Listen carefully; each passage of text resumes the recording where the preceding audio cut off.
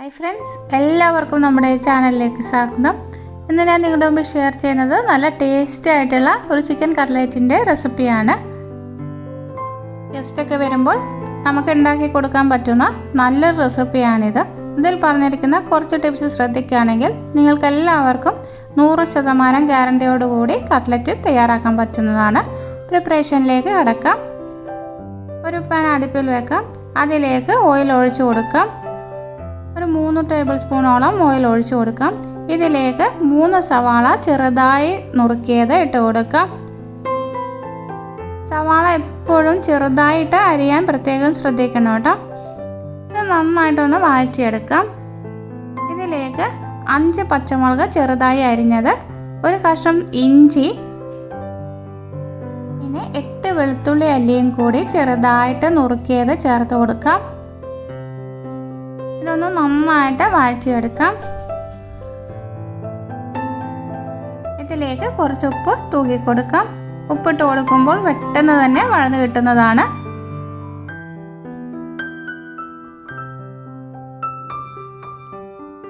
ഇത് നന്നായിട്ട് വാടി വരുമ്പോൾ ഇതിലേക്ക് 1 ടീസ്പൂൺ ഗരം മസാലപ്പൊടി ചേർത്ത് കൊടുക്കാം.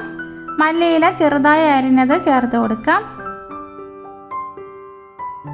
1/4 ടീസ്പൂൺ മഞ്ഞൾപ്പൊടി ചേർത്ത് കൊടുക്കാം. എല്ലാം കൂടി നന്നായിട്ടൊന്ന് യോജിപ്പിച്ചെടുക്കാം.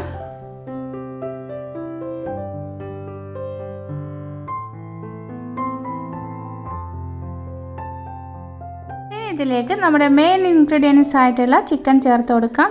ഒരു 250 ഗ്രാം ചിക്കനാണ് എടുത്തിരിക്കുന്നത്. ഇത് കൈകൊണ്ടൊന്ന് പിച്ചിയിട്ട് ഇട്ടതാണ് കേട്ടോ. ഇത് കുക്കറിൽ കുരുമുളക് പൊടിയും ഉപ്പും ചേർത്ത് വേവിച്ചെടുത്തതാണ്. അല്ലെങ്കിൽ മിക്സിയുടെ ജാറിലിട്ട് ഒന്ന് കറക്കിയെടുത്താലും മതി.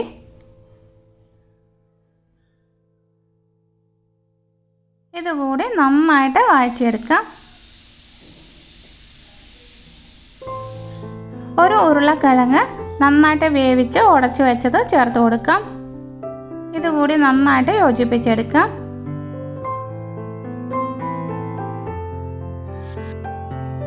ഉരുളക്കിഴങ്ങ് ഒരിക്കലും കൂടുതൽ എടുക്കരുത്. നമ്മുടെ ഈ മസാലക്കൂട്ട് ഒരു ചളി മാതിരി ആയിപ്പോകും. അപ്പോൾ ഒന്നിൽ കൂടുതൽ ഒരിക്കലും എടുക്കരുത്. ഇനി അഥവാ അങ്ങനെ ലൂസായി തോന്നുകയാണെങ്കിൽ നിങ്ങൾക്ക് ഒരു 2 ടേബിൾ സ്പൂണോളം ബ്രെഡ് ക്രംസ് ചേർത്ത് കൊടുത്താൽ മതി. അപ്പോൾ നല്ല ടൈറ്റായിട്ട് കിട്ടുന്നതാണ്. ഇനി ഇത് ഓരോ ഉരുളകളാക്കിയിട്ട് എടുക്കാം. എന്നിട്ട് കയ്യിൽ വെച്ചിട്ട് ഇതേമാതിരി ഒന്ന് പരത്തിയെടുക്കാം.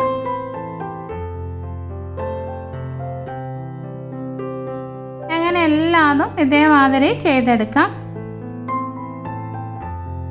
ബ്രെഡ് ക്രംസ് ഒന്നില്ലെങ്കിൽ റെഡിമെയ്ഡ് ആയിട്ട് വാങ്ങാൻ കിട്ടും. അല്ലെങ്കിൽ വീട്ടിൽ ബ്രെഡ് ഉണ്ടെങ്കിൽ ഒന്ന് ദോശക്കല്ലിൽ ചൂടാക്കിയിട്ട് മിക്സിയുടെ ജാറിലിട്ട് ഒന്ന് പൊടിച്ചെടുത്താൽ മതി.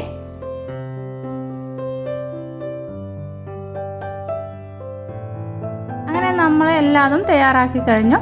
ഇനി ഒരു പ്ലേറ്റിലേക്ക് ഒരു കോഴിമുട്ട പൊട്ടിച്ചൊഴിക്കാം. മറ്റേ പ്ലേറ്റിലേക്ക് ബ്രെഡ് ക്രംസും ചേർത്ത് കൊടുക്കാം. ഇനി കോഴിമുട്ടയിൽ ഓരോന്നും മുക്കിയിട്ട് ബ്രെഡ് ക്രംസ് കൊണ്ട് പൊതിഞ്ഞു വെക്കാം.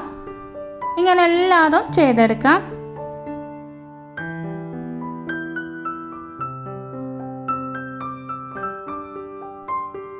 ഒരു പാൻ അടുപ്പിൽ വെക്കാം. അതിലേക്ക് ഓയിൽ ഒഴിച്ചു കൊടുക്കാം. ഓയിൽ നന്നായിട്ട് ചൂടായതിനു ശേഷം മാത്രമേ ഓരോന്നും ഇതിലേക്ക് ഇട്ട് കൊടുക്കാൻ പാടുള്ളൂ. ഹൈ ഫ്ലെയിമിൽ ഇട്ട് കൊടുക്കണം. ഇട്ട് കൊടുത്തതിന് ശേഷം ഇതൊരു മീഡിയം ഫ്ലെയിമിലേക്ക് മാറ്റി കൊടുക്കണം. കാരണം ഇത് പെട്ടെന്ന് തന്നെ വെന്ത് കിട്ടുന്നതാണ്. ഒരു 3 മിനിറ്റ് കഴിയുമ്പോഴേക്കും ഇതൊന്ന് മറിച്ചിട്ട് കൊടുക്കാം. ഉള്ളിയും ചിക്കനൊക്കെ നമ്മൾ വേവിച്ചെടുത്തതാണ്. അതുകൊണ്ട് തന്നെ അധികം വേവില്ല. ഒരു 2-3 മിനിറ്റ് കഴിയുമ്പോഴേക്കും ഇത് നമുക്ക് എടുക്കാവുന്നതാണ്. ഈ ഹൈ ഫ്ലെയിമിൽ വെച്ച് കൊടുക്കുകയാണെങ്കിൽ ഇത് പെട്ടെന്ന് കരിഞ്ഞു പോകും കേട്ടോ. അതുകൊണ്ട് ഒരു മീഡിയം ഫ്ലെയിമിൽ ഇട്ട് കൊടുക്കാൻ പ്രത്യേകം ശ്രദ്ധിക്കണം.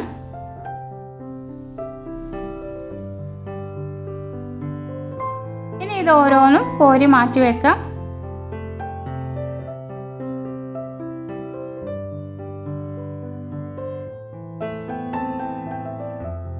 ഇനി അടുത്ത ബാച്ച് കൂടി ഇതേമാതിരി തന്നെ തയ്യാറാക്കിയെടുക്കാം.